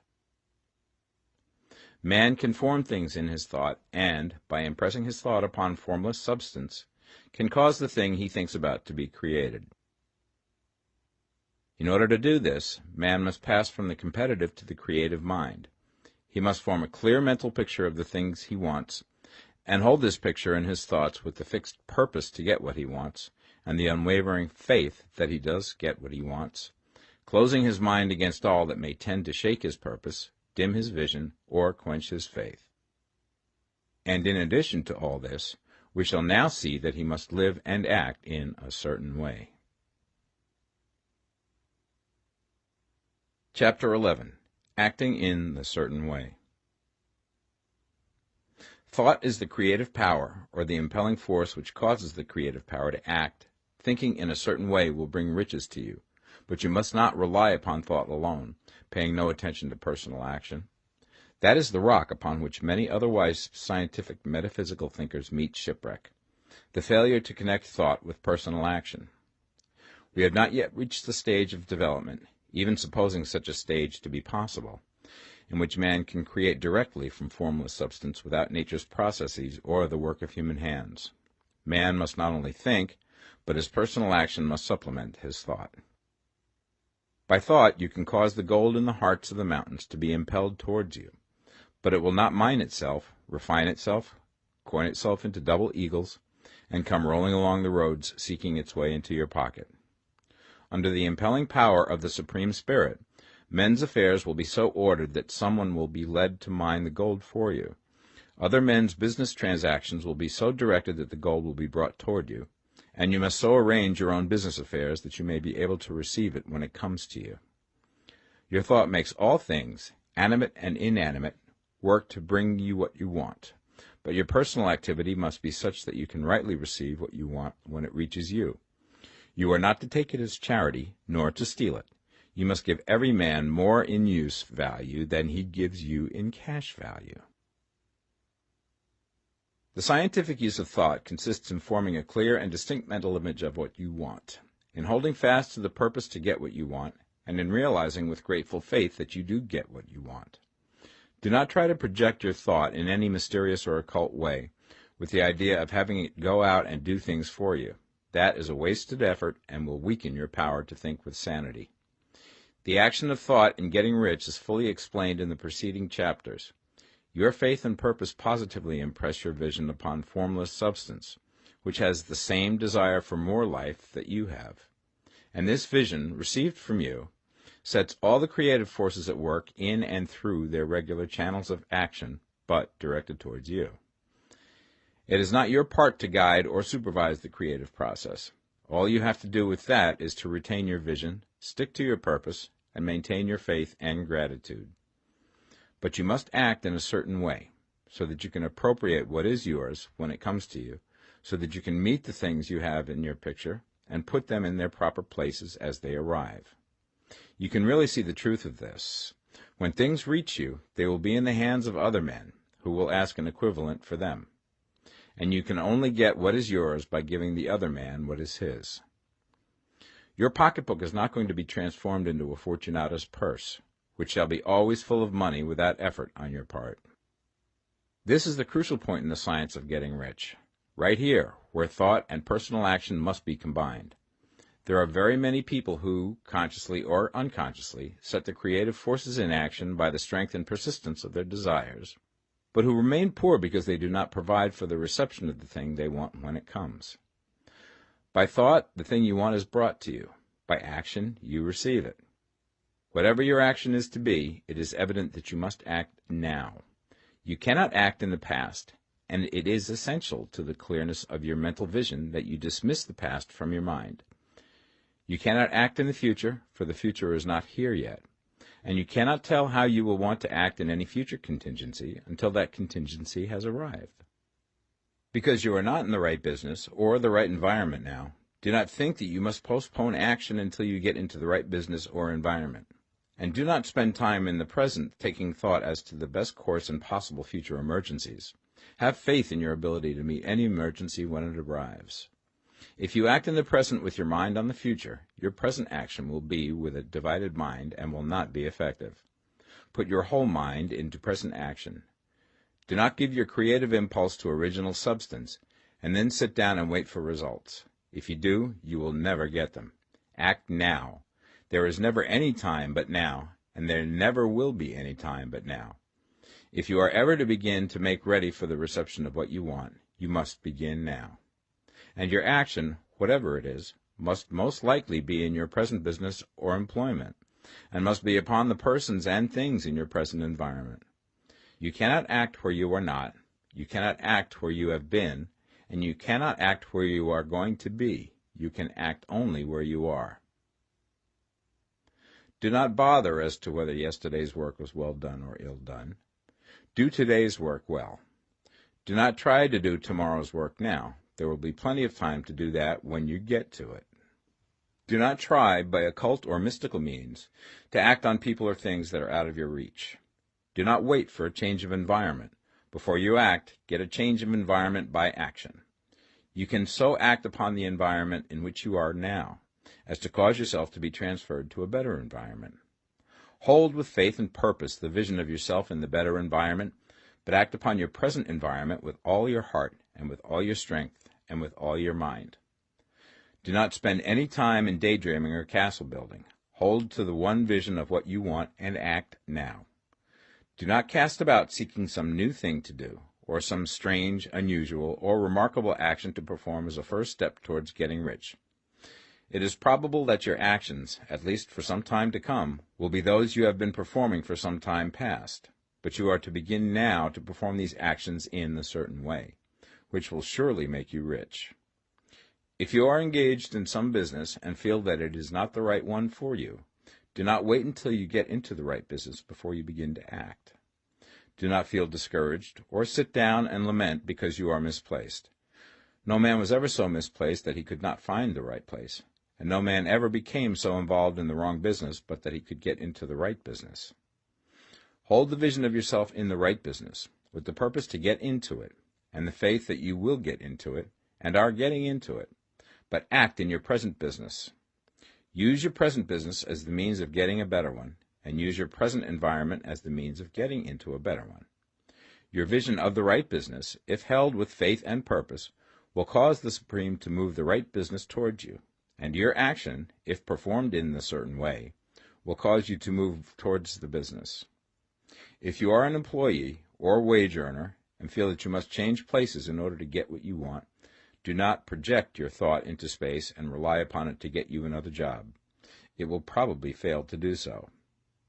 Hold the vision of yourself in the job you want, while you act with faith and purpose on the job you have, and you will certainly get the job you want. Your vision and faith will set the creative force in motion to bring it toward you, and your action will cause the forces in your own environment to move you toward the place you want. In closing this chapter, we will add another statement to our syllabus. There is the thinking stuff from which all things are made, and which, in its original state, permeates, penetrates, and fills the interspaces of the universe. A thought in this substance produces the thing that is imaged by the thought. Man can form things in his thought, and, by impressing his thought upon formless substance, can cause the thing he thinks about to be created. In order to do this, man must pass from the competitive to the creative mind. He must form a clear mental picture of the thing he wants, and hold this picture in his thoughts with the fixed purpose to get what he wants, and the unwavering faith that he does get what he wants, closing his mind to all that may tend to shake his purpose, dim his vision, or quench his faith. That he may receive what he wants when it comes, man must act now upon the people and things in his present environment. Chapter 12. Efficient Action. You must use your thought as directed in previous chapters, and begin to do what you can do where you are, and you must do all that you can do where you are. You can advance only by being larger than your present place, and no man is larger than his present place who leaves undone any of the work pertaining to that place. The world is advanced only by those who more than fill their present places. If no man quite filled his present place, you can see that there must be a going backward in everything. Those who do not quite fill their present places are dead weight upon society, government, commerce, and industry. They must be carried along by others at a great expense. The progress of the world is retarded only by those who do not fill the places they are holding. They belong to a former age and a lower stage or plane of life, and their tendency is towards degeneration. No society could advance if every man was smaller than his place. Social evolution is guided by the law of physical and mental evolution. In the animal world, evolution is caused by excess of life. When an organism has more life than can be expressed in the function of its own plane, it develops the organs of a higher plane, and a new species is originated. There never would have been new species had there not been organisms which more than filled their places. The law is exactly the same for you. Your getting rich depends upon your applying this principle to your own affairs. Every day is either a successful day or a day of failure, and it is the successful days which get you what you want. If every day is a failure, you can never get rich, while if every day is a success, you cannot fail to get rich. If there is something that may be done today, and you do not do it, you have failed in so far as that thing is concerned, and the consequences may be more disastrous than you imagine. You cannot foresee the results of even the most trivial act. You do not know the workings of all the forces that have been set moving in your behalf. Much may be depending on your doing some simple act. It may be the very thing which is to open the door of opportunity to very great possibilities. You can never know all the combinations which Supreme Intelligence is making for you in the world of things and of human affairs. Your neglect or failure to do some small thing may cause a long delay in getting what you want. Do, every day, all that can be done that day. There is, however, a limitation or qualification of the above that you must take into account. You are not to overwork, not to rush blindly into your business in the effort to do the greatest possible number of things in the shortest possible time. You are not to try to do tomorrow's work today, nor to do a week's work in a day. It is really not the number of things you do, but the efficiency of each separate action that counts. Every act is, in itself, either a success or a failure. Every act is, in itself, either effective or inefficient. Every inefficient act is a failure, and if you spend your life in doing inefficient acts, your whole life will be a failure. The more things you do, the worse for you if all your acts are inefficient ones. On the other hand, every efficient act is a success in itself, and if every act of your life is an efficient one, your whole life must be a success. The cause of failure is doing too many things in an inefficient manner, and not doing enough things in an efficient manner. You will see that it is a self-evident proposition that if you do not do any inefficient acts, and if you do a sufficient number of efficient acts, you will become rich. If, now, it is possible for you to make each act an efficient one, you see again that the getting of riches is reduced to an exact science, like mathematics. The matter turns, then, on the questions whether you can make each separate act a success in itself, and this you certainly can do. You can make each act a success because all power is working with you, and all power cannot fail.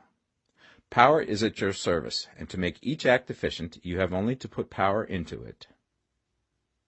Every action is either strong or weak, and when every one is strong, you are acting in a certain way which will make you rich.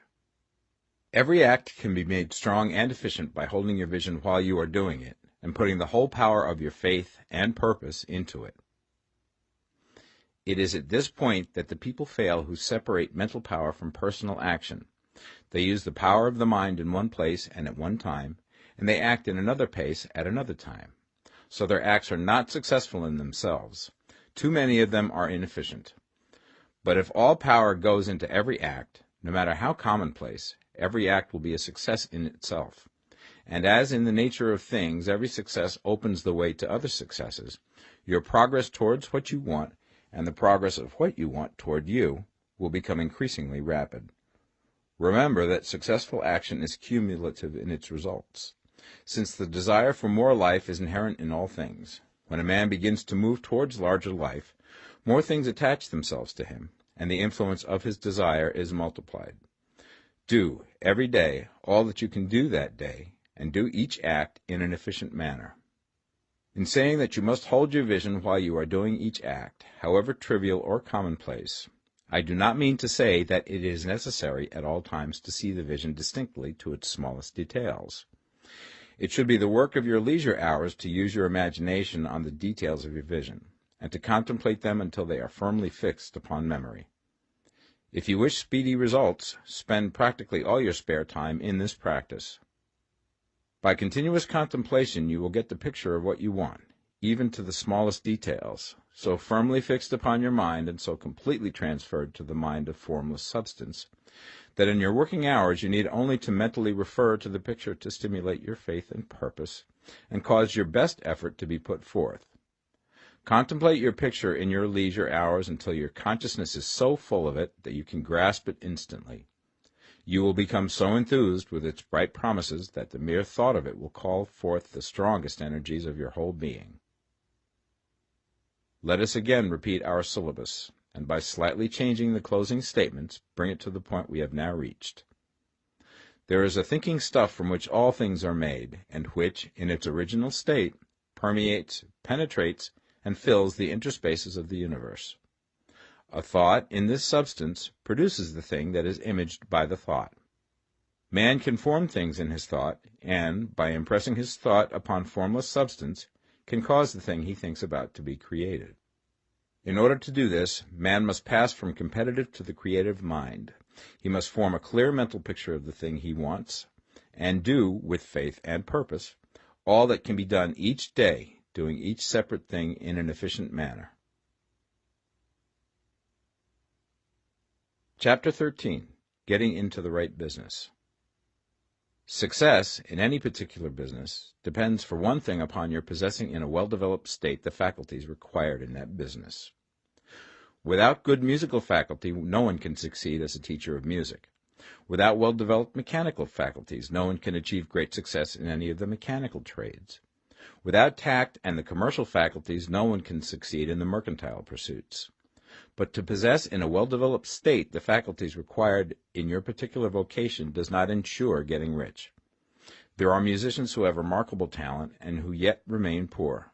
There are blacksmiths, carpenters, and so on who have excellent mechanical ability, but who do not get rich.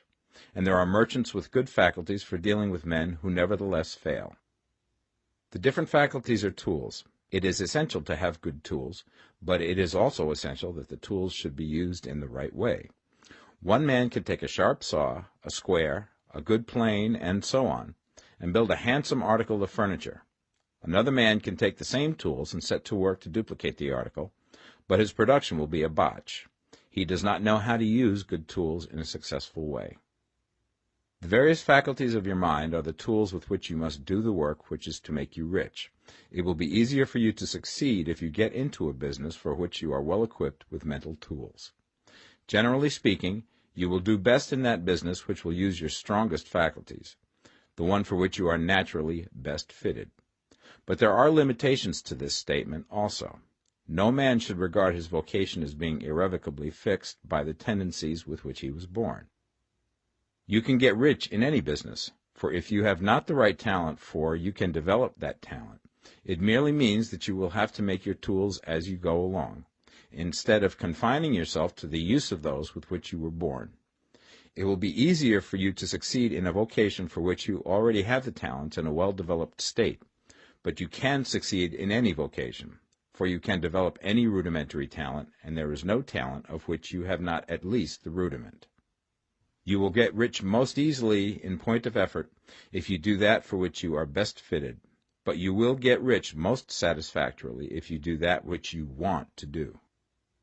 Doing what you want to do is life, and there is no real satisfaction in living if we are compelled to be forever doing something which we do not like to do, and can never do what we want to do. And it is certain that you can do what you want to do. The desire to do it is proof that you have within you the power which can do it. Desire is a manifestation of power. The desire to play music is the power which can play music seeking expression and development. The desire to invent mechanical devices is the mechanical talent seeking expression and development. When there is no power, either developed or undeveloped, to do a thing, there is never any desire to do that thing. And where there is strong desire to do a thing, it is certain proof that the power to do it is strong, and only requires to be developed and applied in the right way. All things else being equal, it is best to select a business for which you have the best developed talent. But if you have a strong desire to engage in any particular line of work, you should select that work as the ultimate end at which you aim. You can do what you want to do, and it is your right and privilege to follow the business or avocation which will be most congenial and pleasant. You are not obliged to do what you do not like to do, and should not do it except as a means to bring you to the doing of the thing you want to do. If there are past mistakes whose consequences have placed you in an undesirable business or environment, you may be obliged for some time to do what you do not like to do. If you feel that you are not in the right vocation, do not act too hastily in trying to get into another one. The best way, generally, to change business or environment is by growth. Do not be afraid to make a sudden and radical change if the opportunity is presented, and you feel, after careful consideration, that it is the right opportunity. But never take sudden or radical action when you are in doubt as to the wisdom of doing so. There is never any hurry on the creative plane, and there is no lack of opportunity. When you get out of the competitive mind, you will understand that you never need to act hastily. No one else is going to beat you to the thing you want to do. There is enough for all. If one space is taken, another and a better one will be opened for you a little further on. There is plenty of time. When you are in doubt, wait. Fall back on the contemplation of your vision, and increase your faith and purpose. And by all means, in times of doubt and indecision, cultivate gratitude. A day or two spent in contemplating the vision of what you want, and in earnest thanksgiving that you are getting it, will bring your mind into such close relationship with the Supreme that you will make no mistake when you do act. There is a mind which knows all there is to know, and you can come into close unity with this mind by faith and the purpose to advance in life, if you have deep gratitude. Mistakes come from acting hastily, or from acting in fear or doubt, or in forgetfulness of the right motive, which is more life to all and less to none. As you go on in the certain way, opportunities will come to you in increasing number, and you will need to be very steady in your faith and purpose, and to keep in close touch with the all-mind by reverent gratitude. Do all that you can do in a perfect manner every day, but do it without haste, worry, or fear. Go as fast as you can, but never hurry. Remember that in the moment you begin to hurry, you cease to be a creator and become a competitor. You drop back upon the old plane again. Whenever you find yourself hurrying, call a halt. Fix your attention on the mental image of the thing you want, and begin to give thanks that you are getting it. The exercise of gratitude will never fail to strengthen your faith and renew your purpose. Chapter 14. The Impression of Increase. Whether you change your vocation or not, your actions for the present must be those pertaining to the business in which you are now engaged. You can get into the business you want by making constructive use of the business you are already established in, by doing your daily work in a certain way. And insofar as your business consists in dealing with other men, whether personally or by letter, the key thought of all your efforts must be to convey to their minds the impression of increase. Increase is what all men and women are seeking. It is the urge of the formless intelligence within them, seeking fuller expression. The desire for increase is inherent in all nature. It is the fundamental impulse of the universe. All human activities are based on the desire for increase. People are seeking more food, more clothes, better shelter, more luxury, more beauty, more knowledge, more pleasure. Increase in something, more life. Every living thing is under this necessity for continuous advancement. Where increase of life ceases, dissolution and death set in at once. Man instinctively knows this, and hence he is forever seeking more. This law of perpetual increase is set forth by Jesus in the parable of the talents. Only those who gain more retain any. From him who hath not shall be taken away even that which he hath. The normal desire for increased wealth is not an evil or a reprehensible thing. It is simply the desire for more abundant life. It is aspiration. And because it is the deepest instinct of their natures, all men and women are attracted to him who can give them more of the means of life. In following the certain way, you are getting continuous increase for yourself, and you are giving it to all with whom you deal. You are a creative center from which increase is given off to all. Be sure of this, and convey assurance of the fact to every man, woman, and child with whom you come in contact. No matter how small the transaction, even if it be only the selling of a stick of candy to a little child, put into it the thought of increase, and make sure that the customer is impressed with the thought. Convey the impression of advancement with everything you do, so that all people shall receive the impression that you are an advancing man, and that you advance all who deal with you. Even to the people whom you meet in a social way, without any thought of business, and to whom you do not try to sell anything, give the thought of increase. You can convey this impression by holding the unshakable faith that you, yourself, are in the way of increase, and by letting this faith inspire, fill, and permeate every action. Do everything that you do in the firm conviction that you are an advancing personality, and that you are giving advancement to everybody. Feel that you are getting rich, and that in doing so you are making others rich, and conferring benefits to all. Do not boast or brag of your success, or talk about it unnecessarily. True faith is never boastful. Wherever you find a boastful person, you find one who is secretly doubtful and afraid. Simply feel the faith, and let it work out in every transaction. Let every act and tone and look express the quiet assurance that you are getting rich, that you are already rich. Words will not be necessary to communicate this feeling to others. They will feel the sense of increase when in your presence, and will be attracted to you again. You must so impress others that they will feel that in associating with you they will get increase for themselves. See that you give them a use value greater than the cash value you are taking from them. Take an honest pride in doing this, and let everybody know it, and you will have no lack of customers. People will go where they are given increase, and the Supreme, which desires increase in all, and which knows all, will move towards you men and women who have never heard of you. Your business will increase rapidly, and you will be surprised at the unexpected benefits which will come to you. You will be able from day to day to make larger combinations, secure greater advantages, and to go on into a more congenial vocation if you desire to do so. You must never lose sight of your vision of what you want, or your faith and purpose to get what you want. Let me here give you another word of caution in regards to motives. Beware of the insidious temptation to seek for power over other men. Nothing is so pleasant to the unformed or partially developed mind as the exercise of power or dominion over others. The desire to rule for selfish gratification has been the curse of the world. For countless ages, kings and lords have drenched the earth with blood in their battles to extend their dominions. This not to seek more life for all, but to get more power for themselves. Today, the main motive in the business and industrial world is the same. Men marshal their armies of dollars and lay waste the lives and hearts of millions in the same mad scramble for power over others. Commercial kings, like political kings, are inspired by the lust for power. Jesus saw in this desire for mastery the moving impulse of that evil world he sought to overthrow.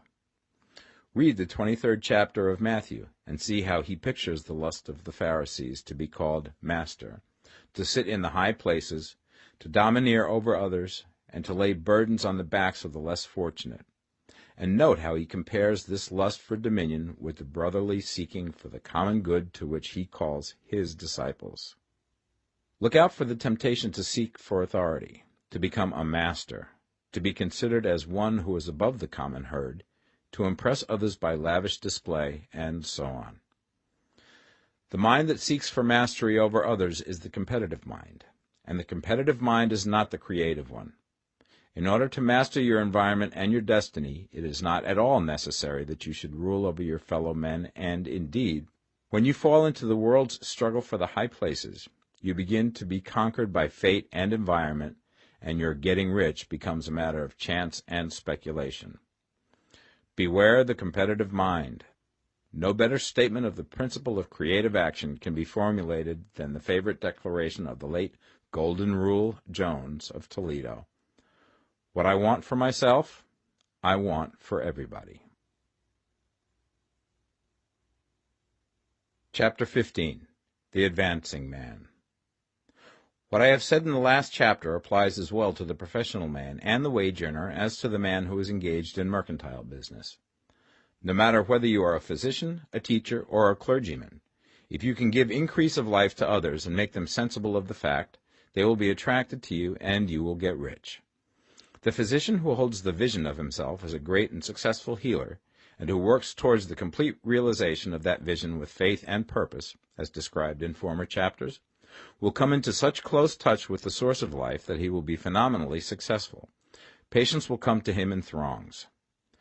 No one has a greater opportunity to carry into effect the teaching of this book than the practitioner of medicine.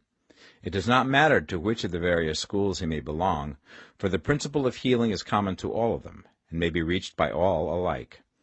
The advancing man in medicine, who holds to a clear mental image of himself as successful, and who obeys the laws of faith, purpose, and gratitude, will cure every curable disease he undertakes, no matter what remedies he may use. In the field of religion, the world cries out for the clergyman who can teach his hearers the true science of abundant life. He who masters the details of the science of getting rich, together with the allied sciences of being well, of being great, and of winning love, and who teaches these details from the pulpit, will never lack for a congregation. This is the gospel that the world needs. It will give increase of life, and men will hear it gladly, and will give liberal support to the man who brings it to them. What is now needed is a demonstration of the science of life from the pulpit. We want preachers who can not only tell us how, but who, in their own persons, will show us how. We need the preacher who will himself be rich, healthy, great, and beloved, to teach us how to attain to these things, and when he comes he will find a numerous and loyal following. The same is true of the teacher who can inspire the children with the faith and purpose of the advancing life. He will never be out of a job. And any teacher who has this faith and purpose can give it to his pupils. He cannot help giving it to them if it is part of his own life and practice. What is true of the teacher, preacher, and physician is true of the lawyer, dentist, real estate man, insurance agent, of everybody. The combined mental and personal action I have described is infallible. It cannot fail. Every man and woman who follows these instructions steadily, perseveringly, and to the letter, will get rich. The law of the increase of life is as mathematically certain in its operation as the law of gravitation. Getting rich is an exact science. The wage earner will find this as true of his case as of any others mentioned. Do not feel that you have no chance to get rich because you are working where there is no visible opportunity for advancement, where wages are small and the cost of living high. Form your clear mental vision of what you want and begin to act with faith and purpose. Do the work that you can do every day and do each piece of work in a perfectly successful manner. Put the power of success and the purpose to get rich into everything that you do. But do not do this merely with the idea of currying favor with your employer in the hopes that he or those above you will see your good work and advance you. It is not likely that they will do so. The man who is merely a good workman, filling his place to the very best of his ability, and satisfied with that, is valuable to his employer, and it is not to the employer's interest to promote him. He is worth more where he is. To secure advancement, something more is necessary than to be too large for your place. The man who is certain to advance is the one who is too big for his place, and who has a clear concept of what he wants to be, who knows that he can become what he wants to be, and who is determined to be what he wants to be. Do not try to more than fill your present place with a view to pleasing your employer. Do it with the idea of advancing yourself.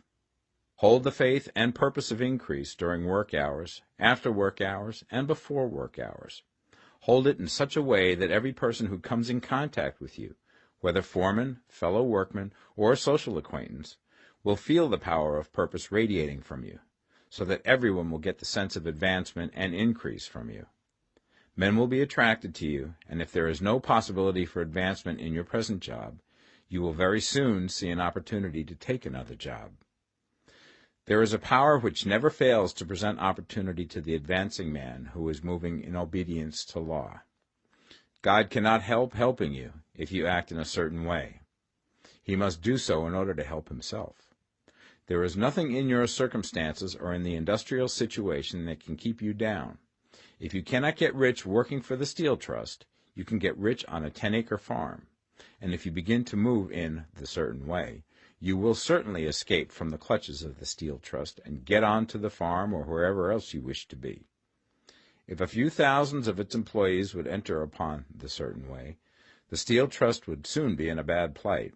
It would have to give its working men more opportunity or go out of business. Nobody has to work for a trust. The trusts can keep men in so-called hopeless conditions only so long as there are men who are too ignorant to know of the science of getting rich, or too intellectually slothful to practice it. Begin this way of thinking and acting, and your faith and purpose will make you quick to see any opportunity to better your condition. Such opportunities will speedily come, for the Supreme, working in all and working for you, will bring them before you. Do not wait for an opportunity to be all that you want to be. When an opportunity to be more than you are now is presented, and you feel impelled toward it, take it. It will be the first step towards a greater opportunity. There is no such thing possible in this universe as a lack of opportunities for the man who is living the advancing life. It is inherent in the constitution of the cosmos that all things shall be for him and work together for his good, and he must certainly get rich if he acts and thinks in a certain way. So let wage-earning men and women study this book with great care, and enter with confidence upon the course of action it prescribes. It will not fail. Chapter 16. Some Cautions and Concluding Observations. Many people will scoff at the idea that there is an exact science of getting rich. Holding the impression that the supply of wealth is limited, they will insist that social and governmental institutions must be changed before even any considerable number of people can acquire a competence. But this is not true. It is true that existing governments keep the masses in poverty, but this is because the masses do not think and act in the certain way. If the masses begin to move forward as suggested in this book, neither governments nor industrial systems can check them. All systems must be modified to accommodate the forward movement. If the people have the advancing mind, have the faith that they can become rich, and move forward with the fixed purpose to become rich, nothing can possibly keep them in poverty. Individuals may enter upon the certain way at any time and under any government, and may make themselves rich. And when any considerable number of individuals do so under any government, they will cause the system to be so modified as to open the way for others. The more men who get rich on the competitive plane, the worse for others. The more who get rich on the creative plane, the better for others. The economic salvation of the masses can only be accomplished by getting a large number of people to practice the scientific method set down in this book and become rich. These will show others the way and inspire them with a desire for real life, with the faith it can be attained, and with the purpose to attain it. For the present, however, it is enough to know that neither the government under which you live nor the capitalistic or competitive system of industry can keep you from getting rich. When you enter upon the creative plane of thought, you will rise above all these things and become a citizen of another kingdom. But remember that your thought must be held upon the creative plane. You are never for an instant to be betrayed into regarding the supply as limited, or into acting on the moral level of competition. Whenever you do fall into old ways of thought, correct yourself instantly, for when you are in the competitive mind, you have lost the cooperation of the mind of the whole. Do not spend any time in planning as to how you will meet possible emergencies in the future, except as the necessary policies may affect your actions today. You are concerned with doing today's work in a perfectly successful manner, and not with emergencies which may arise tomorrow. You can attend to them as they come. Do not concern yourself with questions as to how you shall surmount obstacles which may loom upon your business horizon, unless you can see plainly that your course must be altered today in order to avoid them. No matter how tremendous an obstruction may appear at a distance, you will find that if you go on in the certain way, it will disappear as you approach it, or that a way over, through, or around it will appear. No possible combination of circumstances can defeat a man or woman who is proceeding to get rich along strictly scientific lines. No man or woman who obeys the law can fail to get rich, any more than one can multiply 2 by 2 and fail to get 4. Give no anxious thought to possible disasters, obstacles, panics, or unfavorable combinations of circumstances. It is time enough to meet such things when they present themselves before you in the immediate present, and you will find that every difficulty carries with it the wherewithal for its overcoming. Guard your speech. Never speak of yourself, your affairs, or of anything else in a discouraged or discouraging way. Never admit the possibility of failure, or speak in a way that infers failure as a possibility. Never speak of times as being hard, or of business conditions as being doubtful. Times may be hard and business doubtful for those who are on the competitive plane, but they can never be so for you. You can create what you want, and you are above fear. When others are having hard times and poor business, you will find your greatest opportunities. Train yourself to think of and to look upon the world as a something which is becoming, which is growing, and to regard seeming evil as being only that which is undeveloped. Always speak in terms of advancement. To do otherwise is to deny your faith, and to deny your faith is to lose it. Never allow yourself to feel disappointed. You may expect to have a certain thing at a certain time, and not get it at that time, and this will appear to you like failure. But if you hold to your faith, you will find that the failure is only apparent. Go on in the certain way, and if you do not receive that thing, you will receive something so much better that you will see that the seeming failure was really a great success. A student of this science had set his mind on making a certain business combination which seemed to him at the time to be very desirable. and he worked for some weeks to bring it about. When the crucial time came, the thing failed in a perfectly inexplicable way. It was as if some unseen influence had been working secretly against him. He was not disappointed. On the contrary, he thanked God that his desire had been overruled, and went steadily on with a grateful mind. In a few weeks an opportunity so much better came his way that he would not have made the first deal on any account, and he saw that a mind which knew more than he knew had prevented him from losing the greater good by entangling himself with the lesser. That is the way every seeming failure will work out for you, if you keep your faith, hold to your purpose, have gratitude, and do, every day, all that can be done that day, doing each separate act in a successful manner. When you make a failure, it is because you have not asked for enough. Keep on, and a larger thing than you were seeking will certainly come to you. Remember this.